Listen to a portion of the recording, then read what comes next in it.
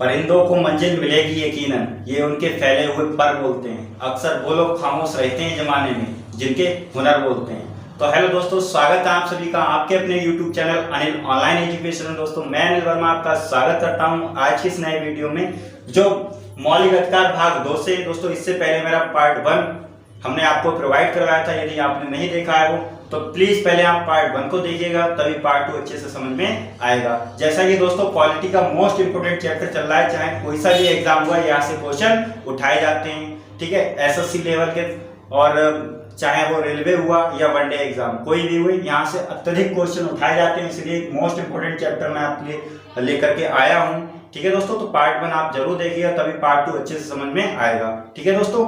तो पढ़ते हैं आज ये मौलिक अधिकार क्या है। तो दोस्तों पिछले पार्ट में हमने मौलिक अधिकार में 3 मौलिक अधिकार को समझा। पहला समता और समानता का अधिकार, और दूसरा स्वतंत्रता का अधिकार, तीसरा शोषण के विरुद्ध अधिकार।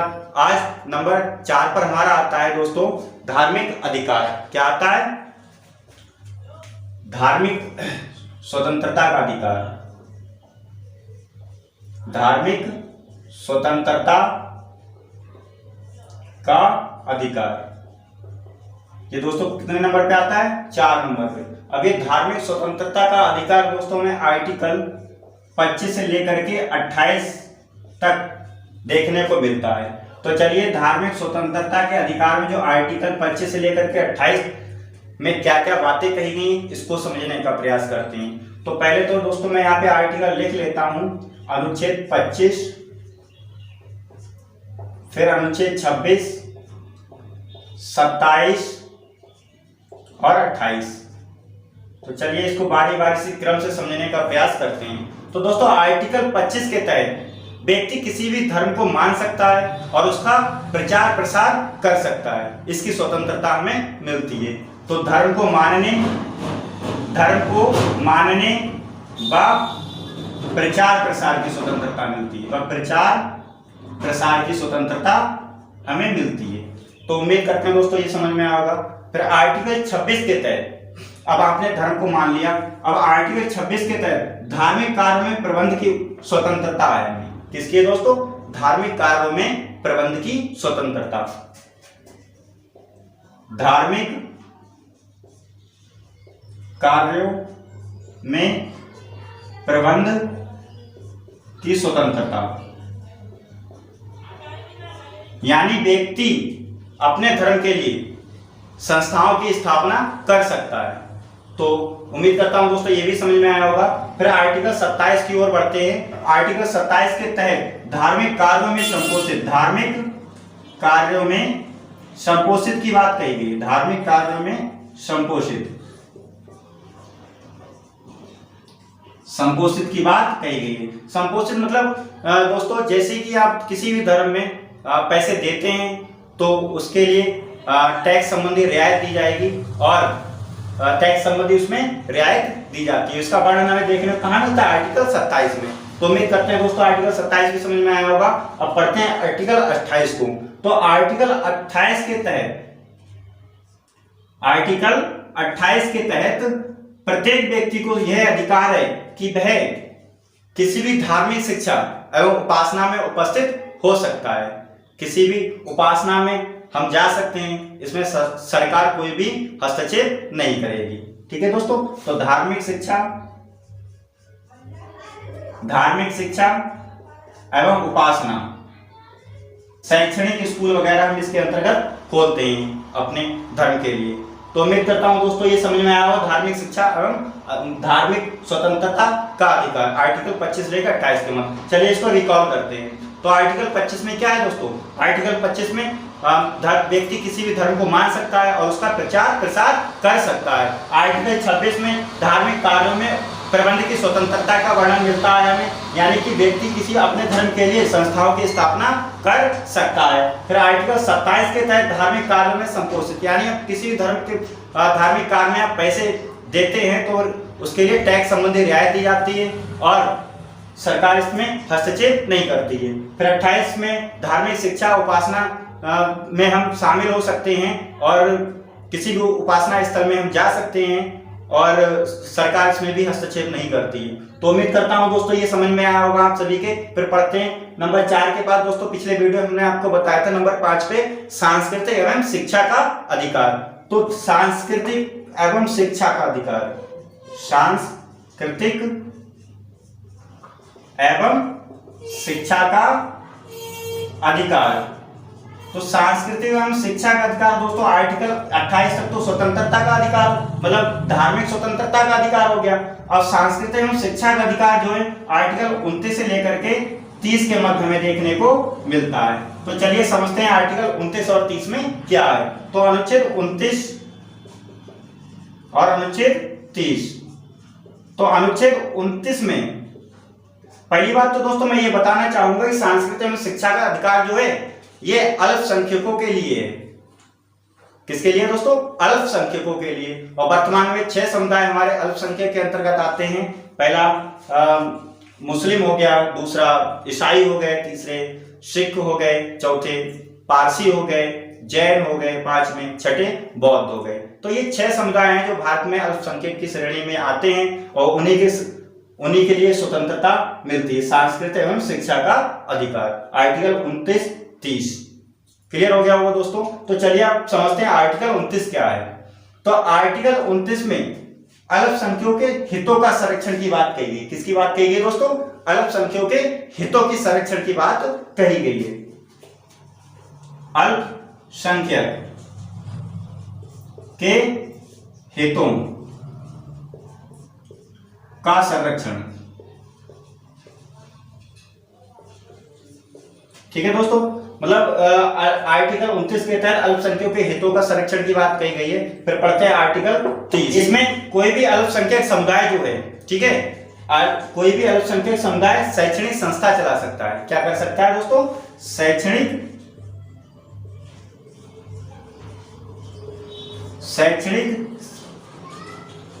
संस्था चला सकता है, संस्था चला सकता है। और इसमें सरकार जो है वो शैक्षणिक संस्था को अनुदान देने के लिए किसी प्रकार की कोई भी भेदभाव नहीं करेगी।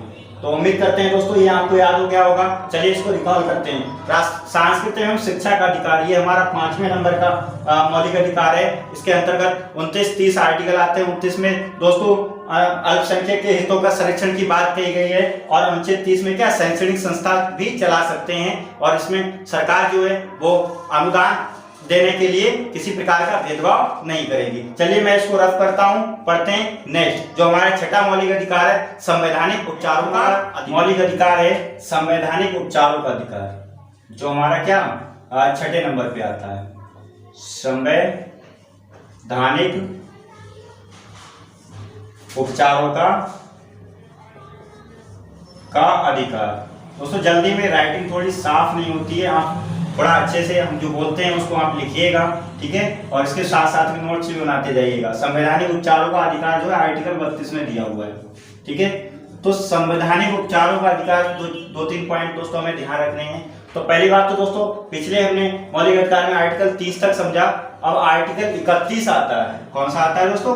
अनुच्छेद 31। तो दोस्तों ये जैसा कि हमने बताया था आपको कि वर्तमान में 6 मौलिक अधिकार है। 7वां मौलिक अधिकार था संपत्ति का अधिकार, वो आर्टिकल 31 के तहत ही रखा गया था, ठीक है। अब इसको यहाँ पे हटा दिया गया 44वें संविधान संशोधन के तहत 1978 में इसको हटा दिया गया था और इसको हटा करके भारतीय संविधान में अनुच्छेद 300A में रखा गया, जिसको कानूनी अधिकार बना दिया गया। तो दोस्तों इसको तो हटा दिया गया है। अब संवैधानिक उपचारों का अधिकार जो है वो हमारा आर्टिकल 32 को समझते हैं। तो पहली बात तो दोस्तों संवैधानिक उपचारों का अधिकार आर्टिकल 32 को भीमराव अंबेडकर जी के द्वारा इसको संविधान की आत्मा कहा गया है। क्या कहा गया है दोस्तों? भीमराव अंबेडकर जी के द्वारा, भीमराव अंबेडकर जी के द्वारा संविधान की आत्मा, संविधान की आत्मा कहा गया है, आत्मा कहा गया है। तो दोस्तों क्वेश्चन आ जाए कि भीमराव अंबेडकर ने संविधान की आत्मा किसको कहा? तो आर्टिकल 32 लगा के आएंगे। और वैसे अगर क्वेश्चन आता है भारतीय संविधान की आत्मा किससे कहा जाता है, तो हमने प्रस्तावना आपको पढ़ाई, ठीक है, आप उसको लगा के आएंगे, जिसको हम उद्देशिका के नाम से भी जानते हैं। तो चलिए दोस्तों अब पढ़ते हैं आर्टिकल 32 को। तो मैं इसको रफ करता हूं। आर्टिकल 32 जो है हमारा, उसमें बात कही गई है कि यदि जो 5 हमारे पिछले मौलिक अधिकार थे, ठीक है, उनमें यदि आपके मौलिक अधिकारों का हनन होता है तो आप सुप्रीम कोर्ट या हाई कोर्ट में याचिका दायर कर सकते हैं। ठीक है दोस्तों, तो आर्टिकल 32 में क्या है, मौलिक अधिकारों का हनन होने पर, मौलिक अधिकारों का हनन होने पर आप सुप्रीम कोर्ट या हाई कोर्ट में याचिका दायर कर सकते हैं। क्या कर सकते हैं, याचिका दायर कर सकते हैं। तो सुप्रीम कोर्ट दोस्तों, सुप्रीम कोर्ट क्या 5 प्रकार की रिट जारी करती है। ठीक है दोस्तों, तो सुप्रीम कोर्ट आर्टिकल 32 के तहत 5 प्रकार की रिटें जारी करती है। रिट को दोस्तों हिंदी में बोलते हैं समादेश। क्या बोलते हैं, समादेश। और दोस्तों यहीं पे हाई कोर्ट आता है, तो आर्टिकल 226 के तहत हाई कोर्ट हमारी 5 प्रकार की रिटें जारी। अनुच्छेद 32 के तहत सुप्रीम कोर्ट 5 प्रकार की रिटें जारी करती है, और अनुच्छेद 226 के तहत हाई कोर्ट क्या करती है, 5 प्रकार की रिटें जारी करती है। तो अब चलिए दोस्तों पढ़ते हैं ये रिटें कौन कौन सी हैं, जिसको हम हिंदी में समादेश बोलते हैं। तो ये रिटें जो हैं, पहली तो है हमारी बंदी प्रत्यक्षीकरण। क्या है दोस्तों, बंदी प्रत्यक्षीकरण। दूसरी है दोस्तों हमारी परमादेश। क्या है दोस्तों, परमादेश। तीसरी है दोस्तों हमारी प्रतिषेध। क्या है दोस्तों, प्रतिषेध। तो चलिए इसको पहले समझते हैं, 3 को, बाद में 2 को समझेंगे। तो दोस्तों बंदी प्रत्यक्षीकरण क्या है, बंदी प्रत्यक्षीकरण जो है हमारी, ये रिट जब जारी होती है यदि व्यक्ति को लगता है कि उसको अवैध रूप से बंदी बनाया गया, उसकी प्रार्थना पर सुप्रीम कोर्ट जो होती है वो बंदी प्रत्यक्षीकरण रिट जारी करती है। तो इसमें अधिकारियों, जो सरकारी अधिकारी होते हैं, उनको आदेश मिलता है कि वह 24 घंटे के अंदर उस व्यक्ति को मजिस्ट्रेट के सामने प्रस्तुत करे। तो ये है हमारी दोस्तों बंदी प्रत्यक्षीकरण। फिर दूसरी है दोस्तों हमारी परमादेश। ये परमादेश का मतलब ये होता है कि इसके तहत सुप्रीम कोर्ट आदेश देती है कि जो भी सरकारी अधिकारी हैं वे अपने कर्तव्यों का सही से पालन करें। क्या करें, अपने कर्तव्यों का सही से पालन करें। ये तब जारी की जाती है जब कोई सरकारी अधिकारी अपने कर्तव्यों का सही से पालन नहीं करता, असंवैधानिक कार्य करता है, तब इस परमादेश को लाया जाता है। आर्टिकल 32 के तहत सुप्रीम कोर्ट के द्वारा रिट जारी की जाती है परमादेश की।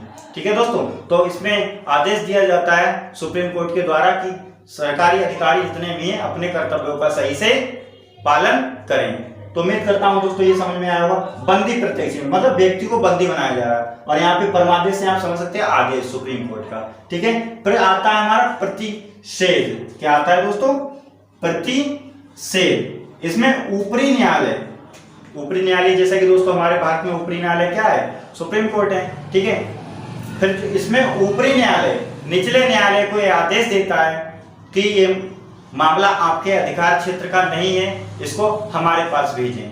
ठीक है दोस्तों, जैसे हमारा हाई कोर्ट हुआ, ठीक है, उत्तर प्रदेश का हाई कोर्ट जो है, ठीक है, बाहरी मामलों पर सुनवाई नहीं कर सकता है। ठीक है, वो उत्तर प्रदेश के ही मामलों पर सुनवाई कर सकता है। तो उसमें सुप्रीम कोर्ट जो है हाई कोर्ट को ये कहती है कि ये आपका मामला जो आप जिस पे सुनवाई कर रहे हैं, जिस मामले को आपके अधिकार क्षेत्र का नहीं है, इसको हमारे पास भेजा जाए। ठीक है दोस्तों, तो सुप्रीम कोर्ट जो है वो हाई कोर्ट को आदेश देता है। ठीक है, और हाई कोर्ट जो होता है वो डिस्ट्रिक्ट कोर्ट को। ठीक है, प्रतिषेध मतलब रोक लगाता है। ठीक है दोस्तों, ऐसे भी समझ सकते हो। तो उम्मीद करते हैं दोस्तों ये समझ में आया होगा। चलिए पढ़ते हैं। जो है हमारी वो हमारी उत्प्रेषण की है। किसकी है दोस्तों? उत्प्रेषण। ये उत्प्रेषण जो है इसमें ऊपरी न्यायालय निचले न्यायालय से कहता है कि आपके पास जितने भी लंबित मुकदमे हैं उनको आप हमारे पास भेजें, हम उन पर क्या कर देंगे? सुनवाई कर देंगे। तो ऊपरी न्यायालय क्या करता है? जैसे सुप्रीम कोर्ट जो है वो हमारे हाई कोर्ट से कहेगा, और हाई कोर्ट जो है वो डिस्ट्रिक्ट कोर्ट से कहेगा जितने भी लंबित मुकदमे हैं जिन पर अभी काफी समय से सुनवाई नहीं हुई उसको आप हमारे पास भेजें, हम उस पर क्या कर देंगे? सुनवाई कर देंगे। ये आदेश मिलता है उच्चतम न्यायालय से। ठीक है दोस्तों, तो उच्च न्यायालय से हमें ये आदेश मिलता है। फिर अगली हमारी रिट आती है अधिकार परीक्षा लेख। क्या आती है दोस्तों? अधिकार परीक्षा लेख।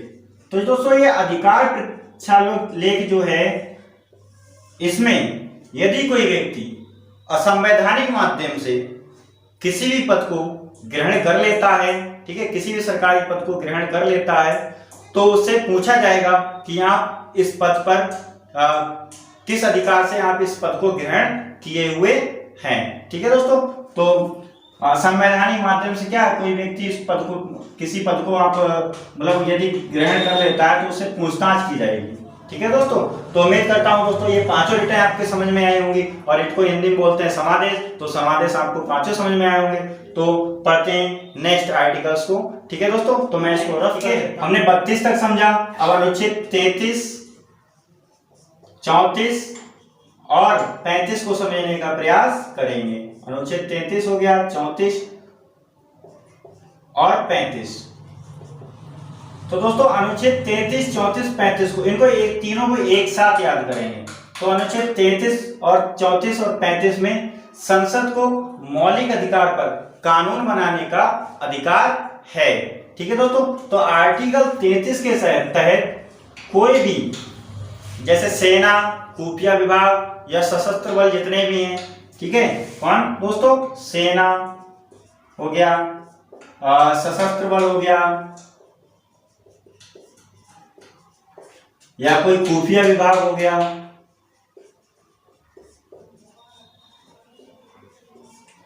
इनके जो अधिकारी हैं, ठीक है, उनके मौलिक अधिकारों को कुछ सीमित कर सकती है। संसद को ये पूरा अधिकार है कि इनके अधिकारियों जो सेना, सशस्त्र बल और खुफिया विभाग के जो अधिकारी हैं उनके मौलिक अधिकारों को कुछ हद तक सीमित कर सकती है। ठीक है दोस्तों, फिर आर्टिकल 34 जो है हमारा, इसके तहत यदि कहीं सैन्य शासन लागू होता है, मार्शल लॉ जिसे बोलते हैं, ठीक है, कहीं भी सैन्य शासन लगता है तो उस क्षेत्र में जितनी आम जनता जो है, ठीक है, उनके मौलिक अधिकारों को भी सीमित कर सकती है। इसको पूरा अधिकार है संसद को कि वह मौलिक अधिकारों को सीमित उस समय तक कर सकती है। ठीक है दोस्तों, तो आर्टिकल इसमें मार्शल लॉ में सैन्य नियम कहीं भी लगता है, ठीक है दोस्तों, तो उसमें क्या होता है, जितने भी बाकी जनता है उसके मौलिक अधिकारों में कुछ हद तक सीमित कर सकती है। इसको संसद को पूरा अधिकार है। किसके तहत? आर्टिकल 34 के तहत। तो उम्मीद करता है दोस्तों समझ में आया होगा। फिर आर्टिकल 35 में संसद को पूरा अधिकार है कि वह मौलिक अधिकार पर कानून बना सकती है। ठीक है दोस्तों, तो ये आर्टिकल 35 में अधिकार देता है संसद को पूरा अधिकार है कि वह मौलिक अधिकार पर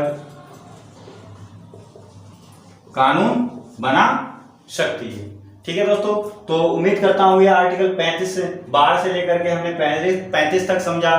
फिर पढ़ते हैं जो हमें प्राप्त हैं, विदेशियों को प्राप्त नहीं है, आर्टिकल को एक टेबल में सजोकर हम उसको पढ़ने का प्रयास करते हैं। तो चलिए मैं इसको रफ करता हूँ। तो दोस्तों समझते हैं कि कौन कौन से विदेशियों को मौलिक अधिकार प्राप्त हैं और कौन कौन से हमें मौलिक अधिकार प्राप्त हैं, या कौन कौन से अधिकार जो दोनों को प्राप्त हैं। ठीक है दोस्तों, तो कुछ मौलिक अधिकार ऐसे हैं जो विदेशियों को प्राप्त हैं, ठीक है, और कुछ नहीं भी प्राप्त हैं। उनको थोड़ा समझने का प्रयास करते हैं, आर्टिकल्स को उनके समझने का प्रयास करते हैं। तो अच्छा, इससे पहले दोस्तों मैं आपको ये बताना चाहूंगा कि अनुच्छेद 352 के तहत 352 52 के तहत जो राष्ट्रीय आपातकाल लगता है उसमें आर्टिकल मतलब अनुच्छेद 20 और 21 को निरस्त नहीं किया जाता है और बाकी के सभी आर्टिकल्स को निरस्त कर दिया जाता है।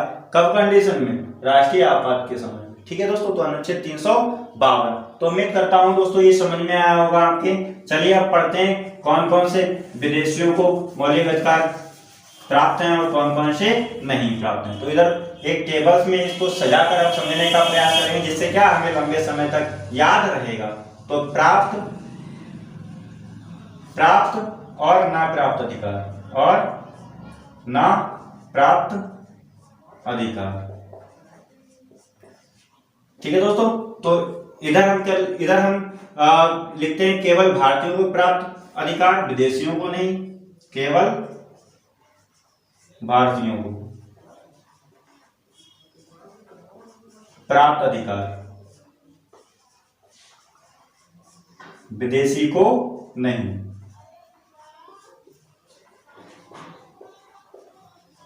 और इधर हम लिखते हैं दोनों को प्राप्त अधिकार, दोनों को प्राप्त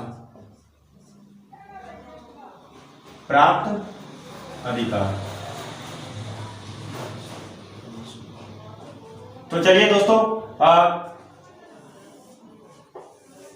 दोनों को कौन कौन से प्राप्त हैं और भारतीयों को कौन कौन से प्राप्त अधिकार हैं, विदेशियों को कौन कौन से नहीं हैं, चलिए समझते हैं। तो अनुच्छेद 14 जो है दोस्तों, ठीक है, अनुच्छेद 14 जो है, पहली बात तो दोनों को प्राप्त है। ठीक है, और अनुच्छेद 14 के बाद 20 आ जाओ, फिर 20 के बाद 21 बाद हमारा जो आर्टिकल आता है 23 से लेकर के 24 तक। ठीक है, ये दोनों को प्राप्त अधिकार हैं। और आर्टिकल 25 से लेकर के 28 के तक हमें ये दोनों को प्राप्त अधिकार है, विदेशियों को भी प्राप्त हैं और भारत की आम जनता के लिए भी प्राप्त हैं। ठीक है दोस्तों, अब इनको छोड़कर जितने अनुच्छेद हमारे बचते हैं वो सिर्फ केवल भारतीयों के लिए प्राप्त हैं, विदेशियों के लिए नहीं है। ठीक है, तो इसको छोड़कर दोस्तों हमारा कौन कौन से आर्टिकल बचते हैं? आर्टिकल 15, आर्टिकल 16, आर्टिकल 19 बचता है हमारा, और आर्टिकल 29 और 30 बचता है। तो ये जो आर्टिकल्स हैं, ठीक है, ये केवल भारतीयों को प्राप्त हैं, विदेशियों को नहीं, और ये दोनों को प्राप्त हैं। और सभी आर्टिकल्स हमने बारी बारी से आपको समझाए हैं और इसको समझने में कोई दिक्कत नहीं होनी चाहिए। तो आपने जितना भी हम दोस्तों बताते रहते हैं आप उसको नोट जरूर कीजिएगा, क्योंकि यही दोस्तों नोट्स कहीं से नहीं आते हैं। ठीक है, आप स्पेशल नोट्स की ढूंढ, कुछ बच्चे कहते हैं कि हाँ स्पेशल नोट्स होने चाहिए पढ़ने के लिए, तो नोट्स कहीं नहीं, सिर्फ ये आप नोट करते रहें, यही सबसे बेस्ट नोट्स हैं। ठीक है, तो लेते हैं आज इस वीडियो से विदा, मिलते हैं नेक्स्ट वीडियो में अच्छे चैप्टर के साथ। तब तक के लिए जय हिंद दोस्तों।